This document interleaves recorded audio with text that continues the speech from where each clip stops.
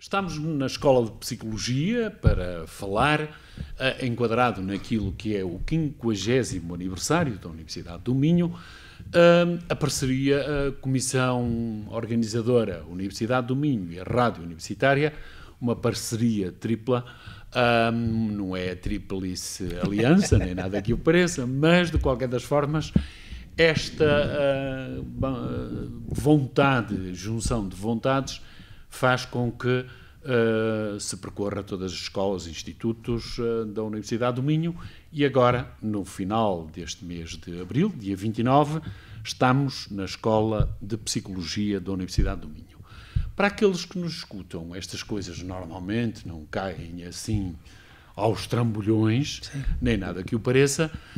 A Escola de Psicologia tem uma história, como todas as pessoas têm uma história de vida, uma história de investigação, uma história de ensino, uma história de pedagogia, do que quisermos, deste mundo tão vasto que é a psicologia, daquilo que foi a minha, vamos lá, participação ou autonomia na escolha, decidi, por bem que fosse o seu professor, Pedro Salles Luís Rosário, que desde o ano 2000 também é doutorado por esta Universidade do Minho, numa área em particular, que iremos falar como forma de trampolim para o grosso da nossa conversa, mas de qualquer das formas, professor, obrigado. Está cá em nome da escola, mas essencialmente é o trabalho e aqui a sua atividade que iremos aqui conversar neste final de tarde. De qualquer das formas, como disse, estas coisas não caem assim, sem mais nem aquela. Não é propriamente a aldeia dos gauleses, que as coisas caem todas do céu, assim, nem nada que o pareça. Portanto, como é que foi o percurso dentro da Universidade do Minho, deste mundo, deste universo, do Instituto de Educação e Psicologia, Escola de Psicologia? Como é que isto se processou? Olha, em primeiro lugar, muito obrigado pelo convite. Não sei se de facto eu sou a pessoa mais habilitada para conversar sobre estas coisas, pelo menos assim, de uma forma, mas é interessante a perspectiva, porque é uma perspectiva de estrangeiro, está a ver? Ou seja, eu fiz o curso em Lisboa e, sim, portanto, vim de Lisboa.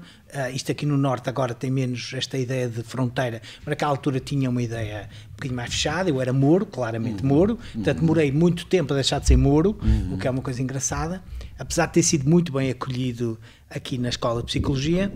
E eu tenho um percurso, já que isto é um bocadinho mais pessoal, interessante, portanto, eu não pensava ser professor universitário, aliás, aquilo que eu pensava na vida era não ser professor universitário. A minha experiência na Faculdade de Psicologia da Universidade de Lisboa não tinha sido muito positiva, pelo menos ao nível que eu esperava. Encantatória o suficiente para perspectivar essa hipótese de... Não. E, entretanto, o que acontece na vida, nestas ocasiões, eu fiz a tropa com duas pessoas que tinham estado aqui.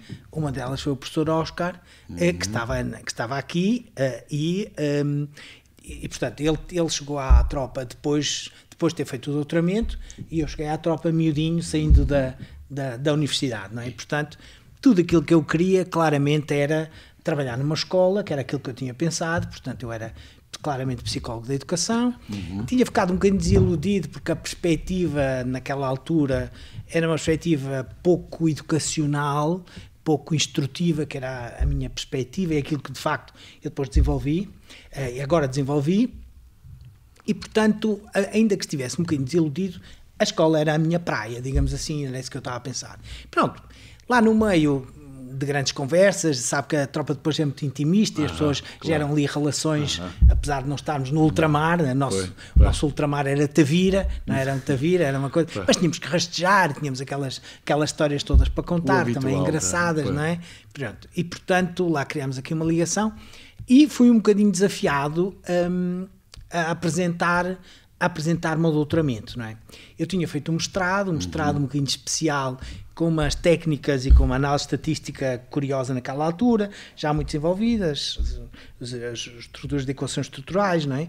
E, portanto, que não era muito comum naquela altura. Tinha feito com um colega espanhol, de quem eu sou muito amigo e continuamos a publicar desde sempre, o Carlos Núñez, e pronto, e eu, de facto, fazer o doutoramento era uma coisa interessante, e candidatei-me a fazer o doutoramento, não é? Pronto. Naquela altura, a pessoa que estava encarregue da Psicologia da Educação, o professor Barros, eu aqui já não consigo precisar se ele tinha um cancro e faleceu depois, ou se já tinha falecido quando eles me contactaram, já não consigo precisar. Pronto. Mas a verdade é que foi aquela altura, e portanto eu apareci numa altura para uma área em que havia aqui um lugar claro e que estava vago, e portanto, digamos assim, a contratação foi 2 em 1, não é? Aceitaram a minha contratação para fazer o doutoramento, não é? Portanto, a minha candidatura, e depois também fiz com o professor Leandro, de quem eu tenho as melhores memórias e um agradecimento muito... Leandro Almeida? Leandro Almeida, sim, desculpe. Leandro Almeida, que eu tenho um agradecimento muitíssimo grande e umas memórias muito boas, não só técnicas e pedagógicas, como também humanas, e que depois a seguir, enfim, a máquina, digamos assim, da Escola de Psicologia, que não era a Escola de Psicologia, era do Instituto, do IEP, aliás, o IEP, Instituto de Educação e Psicologia, não é? Naquela altura, que desenvolveram os processos para me contratar. E aquilo que acontecia era, eu não estava à espera de todo de ser professor universitário, mas é que não passava mesmo, e portanto fiquei assim um bocadinho abalroado, achei que não, mas depois, enfim, acharam que sim, e eu, pronto, enfim, olha, vamos lá, não é? E comecei a fazer o doutoramento, e fiz o doutoramento entre 96, 97 e 2000, e portanto acabei em 2000. Isto era puro IEP, não é? Puro IEP, não é? Puro IEP. E o IEP termina, digamos assim, algures em 2009, que é quando a Escola de Psicologia tem a aprovação, não sei exatamente qual é o mês, não releva, não é muito importante, mas eu tenho a ideia que era perto do verão, e portanto a seguir a escola, começam as duas escolas autonomizaram-se e passou a ser independente, e portanto isto coincide, e portanto aí eu já tinha 8 anos, digamos assim, de trabalho como doutorado, não é? E portanto o trabalho era muitíssimo interessante, nós tínhamos uma ligação muito grande a várias disciplinas da área da educação, muito mais do que temos agora, porque de facto aquilo era tudo lindo, e havia muitas disciplinas que era prática pedagógica, eu gostava imenso dessas disciplinas. Prática pedagógica era uma disciplina que dava para toda a gente, todas as pessoas tinham via de ensino, e portanto era uma das disciplinas que eu gostava mais. Curiosamente era a disciplina que várias pessoas eram convidadas a dar porque não tinham horário suficiente, e era um desastre, mas eu gostava imenso, e portanto tinha muitas horas nessa disciplina. Tenho pena dessa disciplina, gostava muito, porque é a tradução daquilo que nós fazemos na investigação para a prática, não é? E prática de quem vai trabalhar verdadeiramente estas questões. A questão é a autoeficácia, o que é metacognição, o que é a autorregulação, mas na prática, não é? E portanto eu gostava muito, a minha vida é traduzir, não é? Eu traduzia do conceito teórico para a prática. E, portanto, ver a causa, ou por outro, o efeito da causa. Da causa, portanto, e perceber como é que a teoria existe na prática, não é? Portanto, não são duas coisas separadas, não é? Uma ideia que nós temos, que às vezes é muito nefasta, é que nós achamos que a teoria é cinzenta e que a prática é verde, não é? Está a ver?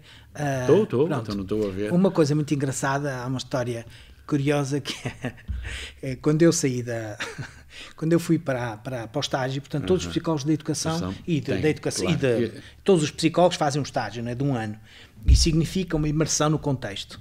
Os psicólogos da educação fazem em áreas que são diferentes, mas tipicamente o contexto escolar é um contexto muito forte, não é? E claro, eu quando comecei o meu estágio, pensava, como todos os miúdos, pensei, há um antes e um depois deste estágio, claramente para a Psicologia da Educação. Então estava animadíssimo, e portanto cheguei à escola cheio das teorias todas na cabeça e tal, desenvolvimento 1, motivação 2, personalidade 3, está a ver estas coisas todas, não é? E portanto estava um miudinho sentado, eu fiz estágio numa escola de artes, na escola António Arroio, em Lisboa. Que era uma escola com muitas particularidades, claro, muitas, pronto, e depois a seguir identidade, e repare, numa altura também muito liberal, muito livre, muito, enfim, portanto aquilo era uma escola com muito criativo, desafios, muito criativo, com muitos desafios, não é? Muitos desafios. Bem, e quando eu cheguei, estava um miudinho sentado num muro e com as mãos enfiadas em cima da cabeça, está a ver assim, cabeça. E eu, taran, esta é a oportunidade, não é? Ele sai da universidade, É armado, mesmo agora. é agora que eu vou fazer, agora é que vai ser. A ferramenta é ferramenta, aqui que ela vai. Agora é que vai ser, não é? Eu sentei-me ao lado e miudinho, e estás a ver, e tananã, e deves olhar para os teus pais de uma forma diferente, e deves não sei o quê, desenvolvimento, e deves fazer não sei o quê, motivação, e os outros e tal, motivação, e não sei o quê, e tal, as questões de pessoa, personalidade. Enfim, fui varrendo as coisas todas que Ali tinha o na ABC cabeça, o veio ABC e todo, tal. veio. O jargão veio quase exatamente, todo. o jargão todo. Depois no final disse: olha, miudinho, estás muito melhor, não estás? Sentes-te muito melhor, não sentes? E o miudinho olhou assim para mim e disse: agora que perguntas, não, ainda me dói o dente. Não é? Foi, está a ver? Aí está. Ainda me dói o dente, não é? E, portanto, aquela patetice que eu tinha daquele terrorismo interventivo, existe esta tentação, não? O terrorismo interventivo, não é? É vamos intervir, não é? É preciso intervir. E, portanto, é algo que depois, obviamente, o estudo e a prática modelam, refreiam, e, portanto, isto foi uma coisa interessante, mas foi das coisas que fica claramente... A realidade não desaparece assim. Não. E as pessoas vão muito entusiasmadas para o primeiro dia do estágio e, claro, se não acontecem acontecem outras do mesmo estilo, não é? Do mesmo estilo, deste estilo apatetado, de pessoas que acham que podem e fazem intervir. Pois pronto, Faz-me lembrar um pouco, e nós iremos deixar agora, se quiser também rapidamente, as várias componentes, áreas que se trabalha aqui. O professor esteve ligado de alguma forma, penso eu também, naquilo que era submeter o projeto a 3 ases. Sim, há 3 áreas, sim. Portanto, questões mais burocráticas, as áreas que se trabalha, desde a criminologia, desde a psicologia, depois também o apoio, a abertura da própria escola à comunidade, consulta, há vários aspectos que... A escola é muito complexa, é uma escola pequena, Claro, mas uma escola muito complexa, muito ativa, com uma pujança muito grande. A escola tem claramente espelhadas as 3 grandes áreas de investimentos. O ensino, claramente, a investigação e a intervenção, o serviço à comunidade, digamos assim, traduzindo de uma forma para que as pessoas entendam bem, o serviço à comunidade. E, portanto, nós temos... A tradição pedagógica da escola é muito forte e, portanto, nós temos, agora temos muitos mestrados centrados em cada área, portanto, há mestrados em Psicologia da Educação, mestrados em Clínica de Adultos, Clínica das Crianças, Cognição Humana, portanto, é muito variado o leque de Psicologia da Justiça, portanto, o leque das opções, da oferta educativa é muito variado, hipóteses de escolha de grande qualidade, vêm pessoas de fora de muitos países, isso é uma coisa muito interessante. Por exemplo, no mestrado de Psicologia da Educação, que é simplesmente e depois podia-se replicar pelos outros, não é? Nós temos alunos que vêm de França, muito interessante, que fazem, portanto, filhos de imigrantes que fizeram a sua formação lá e que depois querem vir fazer o estágio, o mestrado aqui, porque o mestrado é muito bom e, portanto, garantem uma aprendizagem muito sólida. Portanto, ficamos muito contentes. É o 3º aluno, portanto, o primeiro ano 2, o segundo ano 1 e este ano esperamos outra vez. Portanto, são filhos de imigrantes que vão passando a informação e que vão trazendo e que trazem uma novidade muito grande, mas depois, obviamente, também muitas pessoas nacionais de muitos sítios, não é? Claro, desde... Muitos sítios, do Algarve, de muitos sítios.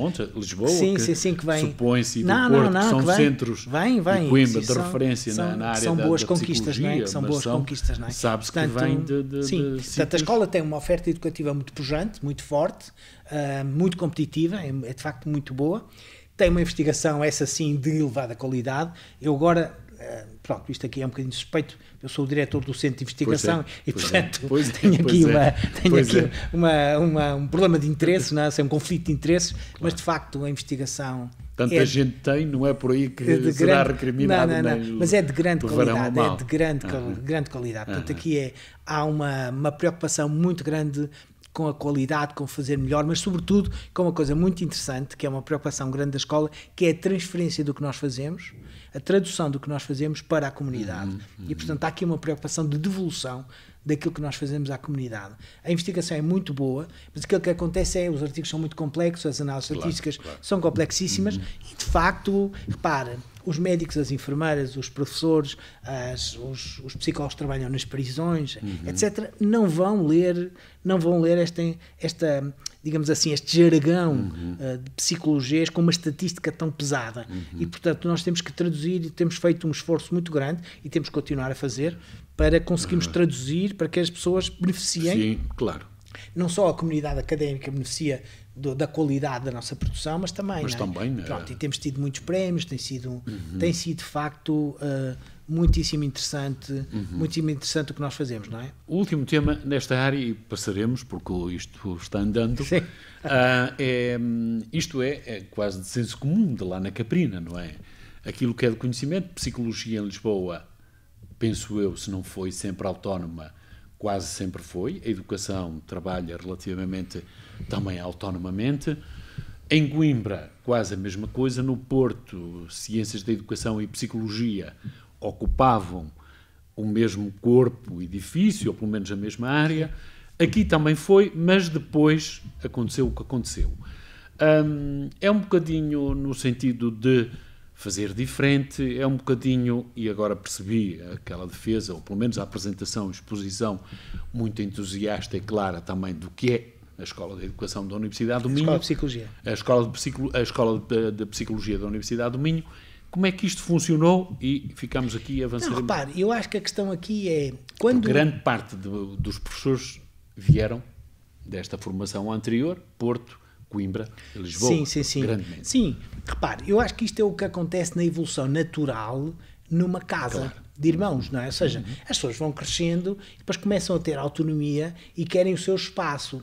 E o nosso espaço não é um espaço físico. O espaço que nós reclamávamos era o espaço da gestão dos projetos, da gestão...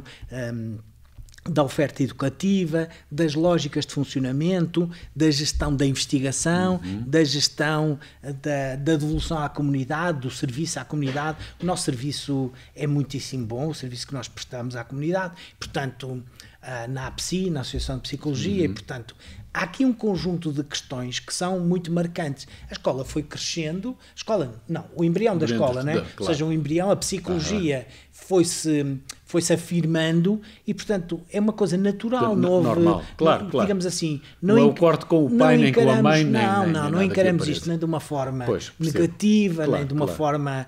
Nada, é uma forma de evolução natural, não é? Quer dizer, e convivemos muito bem, convivemos de facto muito bem, convivemos no mesmo espaço, no mesmo sítio, mas com projetos que às vezes se cruzam quando se têm que cruzar e que se encontram quando se têm que encontrar e com uma convivência muito sã, muito pacífica e, portanto, não...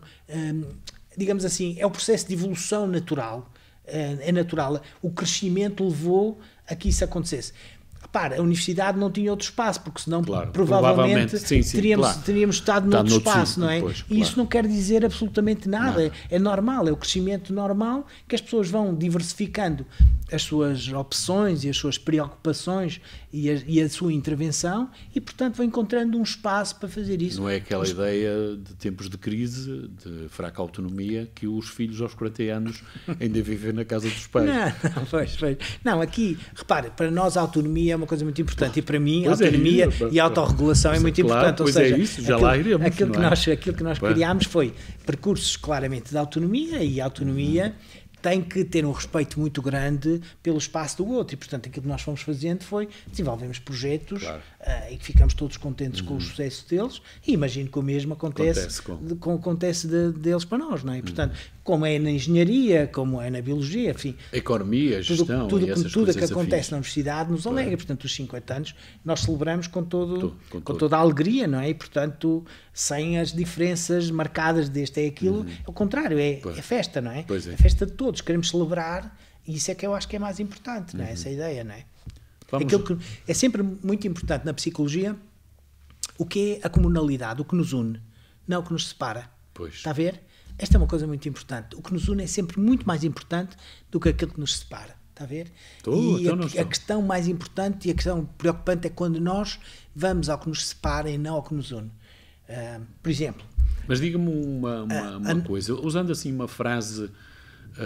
a psicologia, isto é uma coisa assim quase não é uma conversa mas assim um bocadinho naif, ou pelo menos ingênua da minha parte, que é, na psicologia e as respostas à investigação, ou por outro, aquilo que fazem a investigação, ou que os motiva, todo o tipo de trabalho estatístico, trabalho objetivo de campo, isso tudo, é mais importante a pergunta ou a resposta?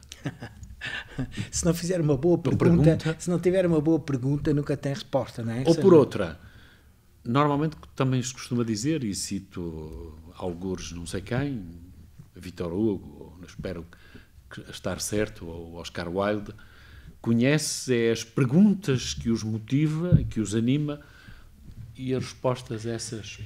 Não, repara, nós temos que ensinar as pessoas, esse é um problema importante do ensino, não é? Nós não podemos trabalhar com os alunos aqui, e muito menos na investigação, a que as pessoas vomitem, repliquem acriticamente, acefalamente aquilo que é o conhecimento. Nós somos chamados a construir conhecimento, mas não é uma ideia bonita que fica bem num jornal ou numa parangona. Claro. Nós temos mesmo que construir, claro. Mas construir significa elaborar a partir do que já há, criando novos nexos de conexão e gerando aqui novas oportunidades. E, portanto, fazer perguntas é talvez a questão mais difícil. Nós tipicamente temos muito medo das perguntas, nós temos que fazer muito mais perguntas. Nós ficamos mais confortáveis nas respostas, não é? Ficamos mais desconfortáveis, ou pelo menos não tão confortáveis quando nos fazem perguntas ou quando vamos de peito aberto para as perguntas. Por exemplo, eu acho que nas aulas há muito pouco hábito de fazer muitas perguntas, que os alunos façam mais perguntas e que nós façamos perguntas aos alunos, e portanto há uma espécie de calmaria apaziguada que não é um bom sinal de que eles estão a aprender, porque aprende-se na luta, digamos assim, sadia, de confronto entre os meus conceitos, os conceitos do outro, a construção e a desconstrução daquilo que eu vou aprendendo, para no final construir um conhecimento mais robusto. E isto é muito importante. Portanto, eu tenho que estar disponível para questionar. Se eu não me questiono, eu não mudo, até do ponto de vista psicológico. Claro. Se eu não me questiono, eu não mudo, não é? Portanto, aqui o conceito da metacognição é muito importante, que é, eu tenho que ter um conhecimento daquilo que me acontece e depois ter uma regulação metacognitiva e depois estar disponível para fazer. E, portanto, porque senão eu fico só a meio caminho. Nós temos que ajudar as pessoas a tomar consciência do que fazem, da importância do seu comportamento, das consequências do seu comportamento, das suas decisões, e depois a seguir a regular essas decisões em função dos objetivos, não é? De uma forma que os seus objetivos sejam alcançados, não é? Isso é o nosso trabalho. Fez o doutoramento com um tema Psicologia da Educação. Sim. Não vou repetir aqui as variáveis e Sim. aquelas questões, mas tive, e isto é importante agora, quer dizer, penso eu, na atualidade, pensar agora, o hoje ou o ontem, que foram os últimos 4 anos, dentro daquilo que foi escrevendo, pensando em colaboração, artigos de revista, há 2 ou 3, vamos lá, tópicas que são, julgo eu, interessantes para falar e desenvolver aqui um pouco com quem nos escuta. Isso é simpatia. Não, acho que sim. O professor escreveu, refletiu, não sei se é da sua lavra ou não, mas pelo menos um trabalho coletivo, que é a importância, o impacto nefasto, negativo, a envolvência da família, dos pais, no trabalho dos alunos, dos aprendentes, durante o confinamento, a alimentação, a Covid-19. Como é que isto foi, vamos lá, ou lhe foi sensível ao ponto de refletir e perceber se as aprendizagens oscilaram, não oscilaram? Toda a gente, assim, quase de uma forma muito imediata, diz que sim, diz que foi péssimo, que teve influência negativa, mas dos seus trabalhos percebe-se que há ali outras nuances, outras envolvências. O que é que lhe eventualmente foi possível extrair dali e concluir daí, ou pelo menos já no curto prazo? Sim. Sabe que o grupo de investigação que eu coordeno, o guia, tem muitos investigadores. Sim, percebe-se. Cerca de 40 basta investigadores. Estar atento. Tem muitos investigadores e nós tínhamos muitos projetos, que ficaram parados, como de toda a gente, claro, durante a Covid. E, portanto, nós tínhamos várias intervenções através das histórias, destas que estão aqui, concretamente uma que naquela altura estávamos a usar, que eram os Cheios do Amarelo, e portanto são histórias que são construídas com bonecas russas, portanto uma ideia dentro de outra. Pois, matriosca. Sim, uma matriosca, digamos assim, portanto há uma ideia mais global de guarda-chuva. Se quisermos, sim, a grande ideia. A ideia grande de guarda-chuva, que é nós autorregularmos o nosso comportamento e depois a seguir as consequências disso com algumas histórias e alguns apontamentos, histórias dentro de histórias, não é? E, portanto, nós tínhamos vários projetos a correr no terreno, com crianças em todo o país, e que foram interrompidas. E, portanto, nós achámos que nessa altura era ainda mais importante do que nunca nós não defraudarmos as crianças e não defraudarmos as famílias.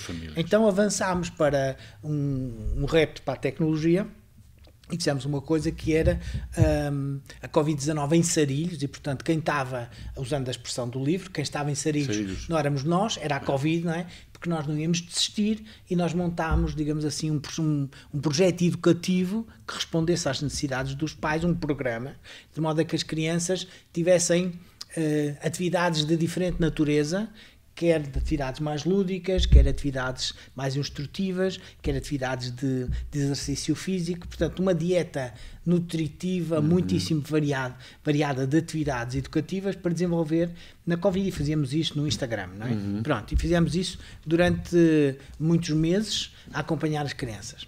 Mas uma das coisas que era importante e que nós temos, e não como o slogan que de facto ficou, mas nós já tínhamos este slogan desde 2000, portanto já está há muito tempo, desde 2002, nos Cílios do Amarelo, não podemos deixar ninguém para trás. Aliás, a lógica do livro é esta, essa, não é? É o amarelo, foge do arco-íris, desaparece do arco-íris, e agora mas todas as outras cores vão atrás do amarelo. Perceberam que faltava? Claro, não podem deixar o amarelo, até porque se não temos amarelo não temos arco-íris, se não temos arco-íris não temos luz, não é?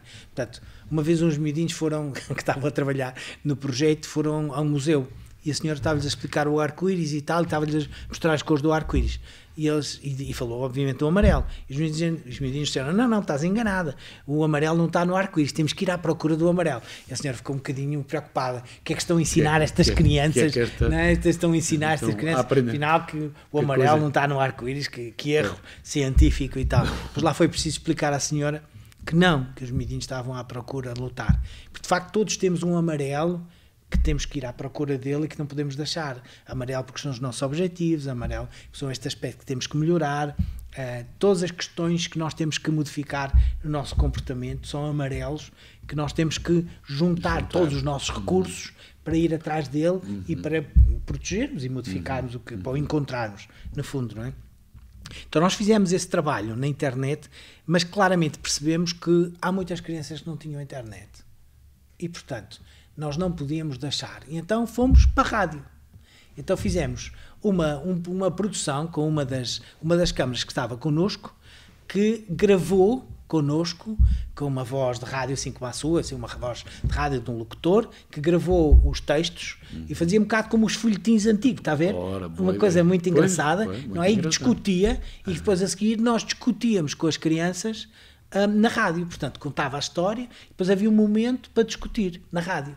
Foi uma coisa muitíssimo bonita, porque a rádio chega a mais gente. Mas ainda não contentes, fizemos outra coisa que era, para as crianças enviámos cartas para as crianças que não podiam ter estes recursos, nem sequer a internet, nem a rádio, porque também havia algumas, não é? Por exemplo, as crianças nos acampamentos, as crianças de etnia cigana que viviam nos acampamentos. É isso que vamos já...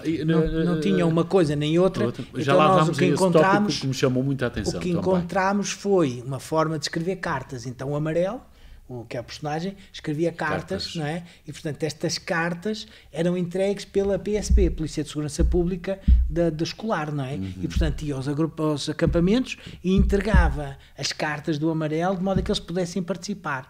Portanto, o que eu acho que pode não ter sido muito famoso e que não foi, de facto, uma resposta, se calhar pela atrapalhação, foi a resposta que nós demos de deixarmos muitas crianças para trás, não é? Pois.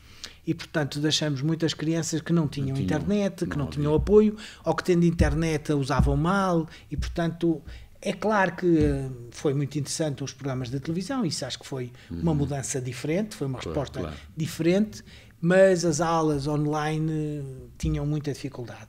E, portanto, nós precisávamos ter sido, como um país, um bocadinho mais criativos para encontrar estas soluções via rádio, ou eventualmente outra mais local, utilizando os meios mais locais de distribuição e de apoio, porque de facto a verdade é que todos precisamos de ajuda e se nós não ajudamos as pessoas que estão mais necessitadas, de facto é um problema.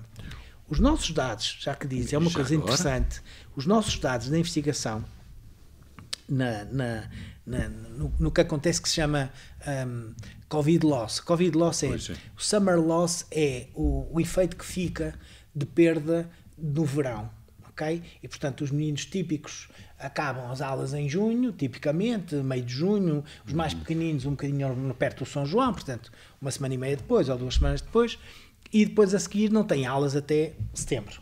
E portanto há aqui um período muito grande. Este período, quando não tem apoio em casa nem estimulação adequada, que é uma percentagem muito grande, sobretudo as crianças mais desfavorecidas, isto agrava, cria aqui um gap, não é? Um hiato. Desculpe, sim, um hiato, é verdade, obrigado. Vou tentar pôr aqui. Este hiato. E este hiato tem um nome na literatura, agora vou ter que ter em inglês, mas depois, que é um summer loss, que é a perda no verão. Ok? Perda no verão. E perda no verão, que é o que é que eu perdi entre aquilo que eu tinha antes de competência e aquilo que eu mostro agora quando retorno, não é? O que nós tivemos aqui foi uma Covid loss, foi uma perda na Covid. Ou seja, porque as crianças não conseguiram ler. Repare, imagina o que é as crianças do primeiro ano de escolaridade muito pequeninos a aprenderem a ler através das aulas. Quer dizer, é pateta isso, quer dizer. E do segundo ano também a mesma coisa. Portanto, nós temos aqui, digamos assim, uma geração, aquilo que se chama uma cohorte, um conjunto de crianças que tiveram uns períodos muito difíceis, não é? Muito difíceis. Em períodos escolares, digamos assim, pois. Muito para além dos outros, mas também pronto, o escolar agora também centrando foi. Nos E a reversão disso, como é que nós, já agora? Mas eu antes disso digo-lhe, o que nós descobrimos aqui, uma coisa muito interessante é, isto afetou sobretudo, como sempre, os mais vulneráveis, não é?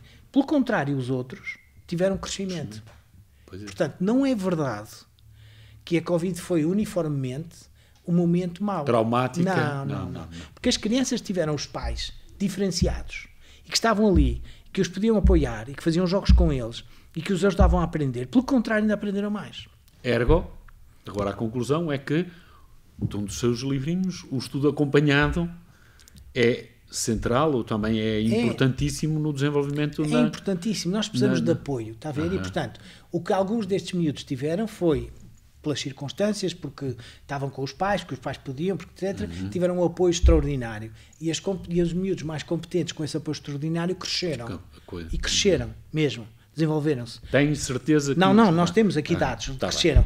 E o que acontece foi, aqueles meninos que tinham menos apoios, a coisa piorou, não é? E, portanto, esse gap é maior. Não, em média, o gap não é muito grande.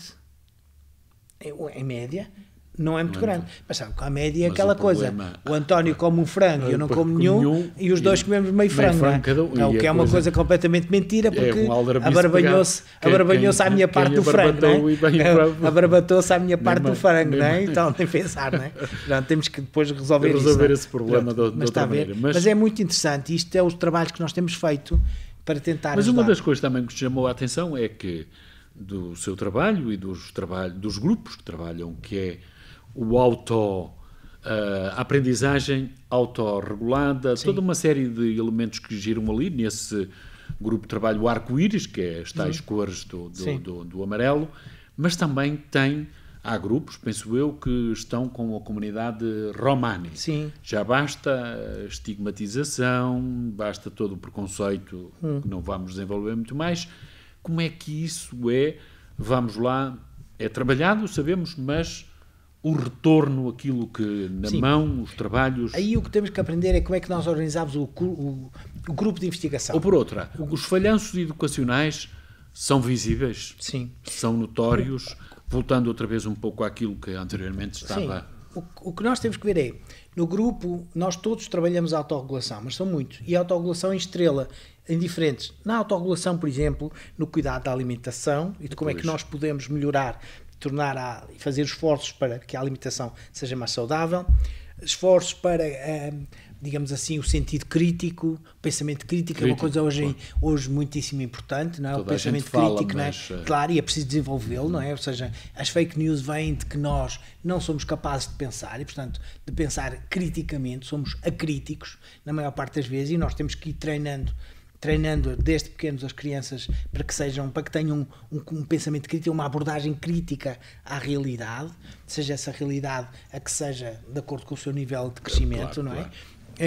Depois temos atividades mais centradas na escola, por exemplo, nos trabalhos de casa. Preocupa-nos muito a questão dos trabalhos de carga. A carga dos trabalhos de casa. Quer dizer, a carga horária, a carga letiva e a carga de trabalho. Não é? A carga de trabalho é correspondente. Sabe que falar dos trabalhos de casa é como falar de queijo. Está a ver? Imagine, gosta muito de queijo. Por acaso? Eu também. Então imagino o que é, nós os dois. Por acaso não. Dizer, não gosta, não é? Gosto. Sim, gosto. Aquela coisa muito típica, não, por acaso, não, gosto mesmo. Gosta mesmo, pronto. Então percebe melhor o exemplo, não é? Quer dizer, quando nós os dois pensamos em queijo, não pensamos em fatias amarelas, daquelas que se vê no supermercado, fatias coitadas, não é? Deslavadas, não é? Pensamos num queijo bom, não é? Queijo da cabra, queijo da ovelha, uma mistura e tal. Mas quando eu digo queijo, não sei de que é que estamos a falar. Claro, não é? Bem, pois. Estamos a pensar em vários queijos, não é?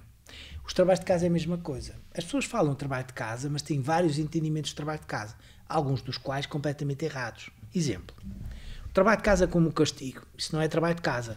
O trabalho de casa como complementação daquilo que eu não faço na aula, isso não é um trabalho de casa. O trabalho de casa como uma carga que nem todas as crianças chinesas do mundo conseguiriam realizar. Não, isso não é um trabalho de casa. Está a ver? Portanto, as disfunções do trabalho de casa, que é aquilo que as pessoas usam para criticar a ferramenta, são disfunções que nós que investigamos, também dizemos que isso é uma disfunção. Isso é uma aberração. Isso não é o trabalho de casa. Tá, isso é como um queijo ou um vinho zorrapa, não é? Porque isso não é vinho, isso é zorrapa, não é? Pois, um pacote de uma 80 cêntimos, aquilo nem para vinagre. Que seja, não é? Pronto, portanto, assim, vai considerar-se vinho. Não, mas se digo vinho, de que é que estamos a falar? Por isso é que a investigação é tão importante, está a ver? É ajudar as pessoas a definir os conceitos e a perceber exatamente o que é que estamos a falar e quais são as variáveis e as características que são mais importantes. Ou seja, temos uma linha instrutiva muito importante do que é importante que nós façamos, como é que nós podemos ajudar as pessoas a pensar e a melhorar a sua autonomia e o seu pensamento. Temos também uma atividade muito importante com as crianças vulneráveis, crianças com paralisia cerebral. Sim, isso e, portanto, chamou muita atenção. Isso é muito interessante. É outra das linhas grandes que nós temos no grupo e, portanto, construímos histórias específicas para trabalharmos com as crianças com paralisia cerebral, como é que nós podemos ajudar estas crianças a ganhar níveis superiores de autonomia e poderem avançar na sua integração na comunidade e, portanto, estarem bem, estarem autónomos, é uma coisa muito importante, a autonomia. E também as crianças Roma, que elas próprias em Portugal se autodenominam ciganos. E, portanto, por isso é que nós chamamos ciganos, porque eles preferem em Portugal ser chamados como ciganos. Noutros países não é verdade, mas aqui sim, aqui eles preferem ser chamados ciganos. E, portanto, as crianças da etnia cigana e as famílias da etnia cigana têm uma atenção muito grande. Nós temos vários projetos muito grandes sobre as crianças, temos várias investigações internacionais com vários países sobre as crianças e os jovens da etnia cigana e, portanto, este é um tópico de facto muito importante que também tem uma perspectiva muito superficial, não é? Por exemplo, nós achamos que as pessoas, que os pais da etnia cigana não cuidam dos filhos, não os ajudam. Isso não é verdade. Pois não. O que é que não é verdade? Claro que estas pessoas, aquilo que fazem é cuidam, mas cuidam de uma forma muito funcional. Claro que não ajudam nos trabalhos de casa porque eles próprios não sabem ler, não é? Claro. E, portanto, quando a escola pede e mede, sobretudo, mede a ideia do envolvimento parental a partir do apoio em questões como os trabalhos de casa ou em participação em reuniões onde estas crianças muitas vezes não são bem tratadas ou não são bem-vindas, etc., de facto a participação destes pais é diminuta. Mas e então concluímos de uma forma muito superficial e completamente um bocadinho estapafúrdia, completamente estapafúrdia, de que não há envolvimento parental. Não, há envolvimento, mas a um nível diferente, que é o nível mais funcional. Está a ver? O nível da preparação, de irem para a escola, de estarem cuidados, etc. Há horas e aquelas coisas. E isso é muito importante. Digamos assim, em alguns casos, aquilo máximo que estas famílias podem fazer. Para nós subirmos para outro nível, temos que também ajudá-los a fazer isso. E não de uma forma paternalista. Porque muitas vezes o que acontece, e isto é muito interessante, a universidade ter 50 anos e tem que nos ajudar, de facto, a refletir que às vezes nós, que temos discursos, digamos assim, teóricos muito inclusivos, somos altamente exclusivos ou excluentes na forma como no nosso discurso prático, não é? E, portanto, nós temos mesmo que incluir, e muitas intervenções com os pais, com as famílias destas crianças, são intervenções que são paternalistas. Pois. Nós queremos ensinar-lhes a ser pais. Mas ensinar a ser pai... Uma certa condescendência não, até. Uma certa condescendência, está a ver? Então. Portanto, isso não faz sentido nenhum. Pois. Nós não faremos isto se eu fosse pai, consigo, que tem os filhos lá, eles não vão com esta conversa. Nem vem a assistente social falar consigo. Quem vem é a professora. Mas se for de etnia cigana, vem a assistente social. Ou seja, há aqui um conjunto de coisas que nós investigamos e que nós trabalhamos que são muito importantes para o desenvolvimento destas crianças.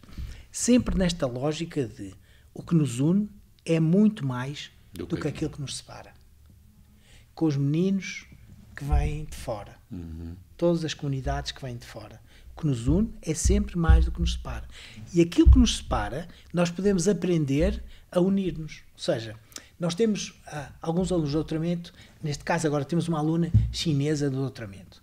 E, portanto, a lógica dela é muito diferente, a forma como ela trata, por exemplo, trata como referência ao professor, é muito diferente. Nós temos que aprender e ajudá-la a entender a nossa lógica e também a compreender a dela. Está a perceber? Porque senão isto começa a ser um discurso de que nós estamos a incluir, de que nós queremos todos ter uma sociedade muito diferente, mas na prática, está a ver, o discurso prático não é um discurso tão inclusivo, tão abrangente, tão acolhedor quanto nós pensamos, não é? E temos que fazer um esforço grande em vários pontos, não é? Neste caso, não é? Estamos a chegar não propriamente ao final, sim. Mas ainda 3 tópicos, 3 alíneas muito rápidas. Uma isto também é do senso comum. Psicologia é um mundo e um universo, várias, complexo, mas, e isto é se quiser, um leitor médio, o que prepondera por este mundo e este universo é, assim, um bocadinho anglo-saxónico, muito construtivista, muito etologia, muito evolucionismo pós-darwinista, um bocadinho, isto estou eu a talvez, o senso comum em voz alta. Quer se queira, quer não, quer dizer, muitas vezes os exemplos que seguem, mesmo na articulação psicologia e educação, são visões da psicologia educacional ou educativa made in Singapura, made in Nova Zelândia, Austrália, coisas deste género. Ou made in Portugal. Que era aí que eu queria chegar. Ou made in Portugal. Depois, no meio disto tudo, o professor provavelmente escutou ou sabe quem foi o professor João dos Santos. Sim.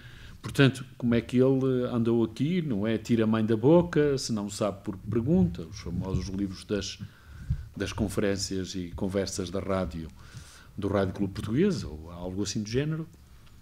Como é que isto fica? E depois, a sua vontade e necessidade e urgência de ter sido responsável, ou foi responsável, daqueles livrinhos que estão ali, salvo erro, ao 9º ano. Alguns deles vão até ao 9º ano. E era a última linha, é o Gervásio. Sim, esse é da universidade. Claro. Como é que o Gervásio também se lhe impôs? Assim, e eu acho que, se quiser, assim, estes 2 tópicos juntos, não é? Sabe que é difícil pôr as pessoas em balizas muito claras e se falar com diferentes pessoas, as pessoas têm backgrounds, ou seja, têm, digamos assim, modelos que seguem... claramente, por exemplo, eu sigo o modelo de Bandura, claramente sociocognitivo, e, portanto, acredito que aquilo que nós fazemos é influenciado pelas variáveis pessoais, mas também e do ambiente. Uma interface, e, portanto, há aqui uma interface entre o ambiente e, portanto, nós ajudamos o ambiente ajuda-nos a nós mudamos o ambiente, somos eficazes pelo ambiente e, portanto, esta conjugação é... Mas isto não é universal, ou seja, há possibilidades de haver outras e não acho que esta seja a correta, não é? É uma que eu acho que eu sinto-me confortável, me ajuda a compreender o mundo, tem sido uma ferramenta muito útil para eu conseguir interpretar o mundo e fazer investigação nesta lógica e, portanto, tem sido esta, mas outras são igualmente válidas e perfeitamente bem-vindas, não é? Pronto. O que acontece é que depois esta main base se cruza com muitas outras teorias que servem propósitos mais micro. Por exemplo, nas questões agora das crianças com etnia, nós estamos a estudar a aculturação. A aculturação tem outra família teórica, está a ver? Pronto, tem, e outra família teórica nas abordagens à aprendizagem. Nós temos outras famílias teóricas ligadas às questões da alimentação. Temos outras questões teóricas ligadas às crianças com paralisia cerebral, portanto, às funções executivas, está a ver? E, portanto, aquilo que nós vamos fazendo é uma merge, portanto, uma ligação, uma rede de conexões, mais uma vez lhe digo, mais inclusivas, de comunalidade, sempre como comunalidade. Como é que nós podemos contribuir, como é que esta teoria pode nos ajudar, não porque esta daqui e esta dali, mas sim como é que esta visão pode ajudar ao propósito de nós conseguimos explicar a realidade. E, portanto, tem sido assim. Portanto, nós temos uma abordagem, ainda que tenha esta família teórica, bastante eclética, está a ver? Bastante eclética. De onde é que vieram as histórias? As histórias vieram da necessidade que eu tenho de contar histórias e de escrever histórias, não é? E, portanto, aquilo que uma boa prática na psicologia e até na intervenção é quando nós juntamos o nosso melhor.